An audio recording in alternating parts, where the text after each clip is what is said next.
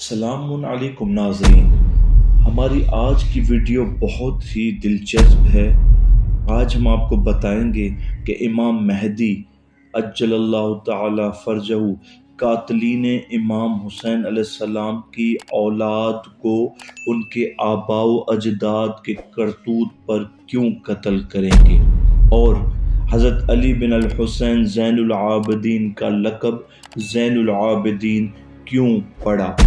آئیے آغاز کرتے ہیں۔ بسم اللہ الرحمن الرحیم۔ دوستو، سال ہروی کا بیان ہے کہ ایک مرتبہ میں نے امام علی رضا علیہ السلام سے عرض کیا، اے فرزند رسول،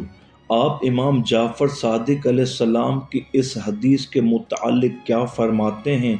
جس میں آپ نے فرمایا کہ جب امام مہدی علیہ السلام ظہور فرمائیں گے تو وہ قاتلان امام حسین علیہ السلام کی اولاد کو ان کے آباء و اجداد کی کرتوت کی سزا میں قتل کریں گے؟ آپ علیہ السلام نے فرمایا، ہاں ایسا ہی ہوگا۔ میں نے عرض کیا، مگر اللہ تعالیٰ تو فرماتا ہے کہ وَلَا تَزِرُ وَازِرَةٌ وِزْرَ أُخْرَىٰ، کوئی شخص دوسرے شخص کے گناہوں کا بوجھ نہیں اٹھائے گا۔ سورہ فاطر آیت نمبر 18۔ اس کے کیا معنی ہوں گے؟ آپ علیہ السلام نے فرمایا، اللہ تعالیٰ جو کچھ کہتا ہے سچ کہتا ہے۔ بات یہ ہے کہ قاتلان امام حسین علیہ السلام کی اولاد اپنے آباء و اجداد کے کرتوت پر راضی و خوش تھی،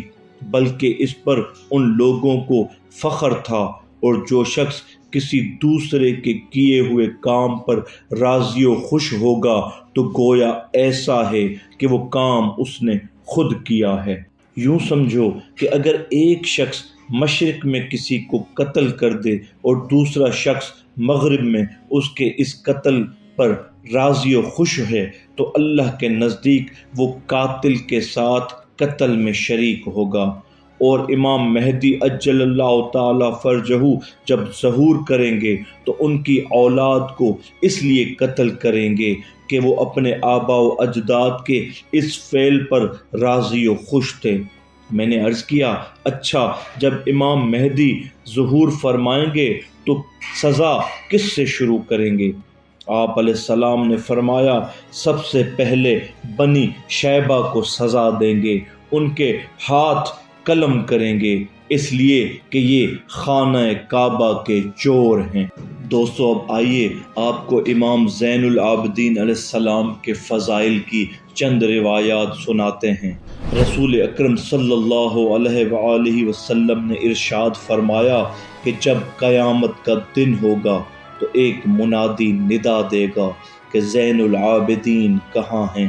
تو گویا میں دیکھ رہا ہوں کہ میرا فرزند علی ابن الحسین بن علی ابن ابی طالب لوگوں کی صفوں کو چیرتا ہوا آگے بڑھ رہا ہے۔ سفیان بیان کرتے ہیں کہ ایک مرتبہ زہری سے پوچھا کہ دنیا میں سب سے زیادہ زاہد کون ہے؟ انہوں نے کہا کہ علی ابن الحسین زین العابدین علیہ السلام، اور اس کا علم مجھے اس طرح ہوا کہ آن جناب کے درمیان اور محمد حنفیہ کے درمیان حضرت علی علیہ السلام کے اوقاف کے معاملے میں کچھ نزاع پیدا ہوئی، تو ان سے کہا گیا کہ اگر آپ ولید بن عبد الملک کے پاس چلے جاتے تو اس کے شر سے بچ جاتے، اور آپ کے مقابلے میں وہ محمد حنفیہ کی طرف مائل ہیں، یہ میلان رہ جاتا، اس لیے کہ ان کے اور عبد الملک کے درمیان دوستی ہے، اور پھر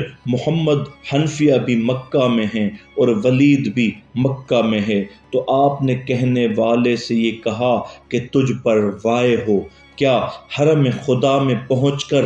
غیر خدا سے درخواست کروں؟ میں تو یہ بھی پسند نہیں کرتا کہ اس دنیا کے خالق سے دنیا کی درخواست کروں، پھر وہ شخص جو مجھ جیسا مخلوق ہے اس سے دنیا کی درخواست کروں گا۔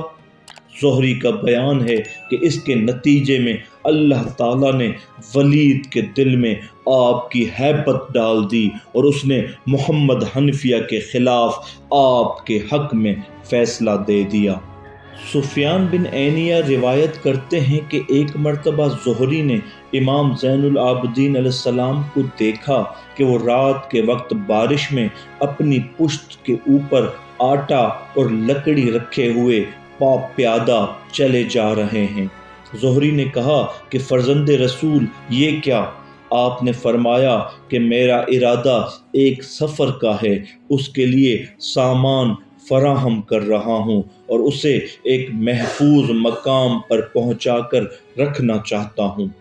زہری نے کہا کہ یہ میرا غلام موجود ہے، وہ اس کو اٹھا لے گا، مگر آپ نے انکار کیا تو میں نے عرض کیا کہ اچھا، میں خود آپ کا سامان اٹھا کر پہنچا دیتا ہوں،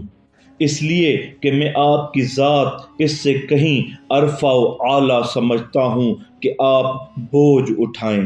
آپ علیہ السلام نے ارشاد فرمایا، لیکن میں تو اپنی ذات کو اس چیز کے اٹھانے سے ارفع و اعلیٰ نہیں سمجھتا جو سفر میں میرے کام آئے اور جہاں وارد ہوں وہاں آرام سے قیام کروں۔ اچھا، خدا کے لیے مجھے میرے حال پر چھوڑ دو اور جس کام کے لیے جا رہے ہو جاؤ۔ مجبوراً میں ان سے رخصت ہوا، مگر چند دنوں کے بعد میں نے آن جناب سے عرض کیا، فرزند رسول، جس سفر کا آپ نے ذکر فرمایا تھا اس کا نشان تو مجھے نظر نہیں آیا۔ آپ نے فرمایا، ہاں زہری، یہ وہ سفر نہیں ہے جس کو تم سمجھ رہے ہو، بلکہ یہ سفر موت ہے جس کے لیے میں تیاری کر رہا ہوں، اور موت کی تیاری حرام سے اجتناب اور بخشش و کار خیر کرنا ہے۔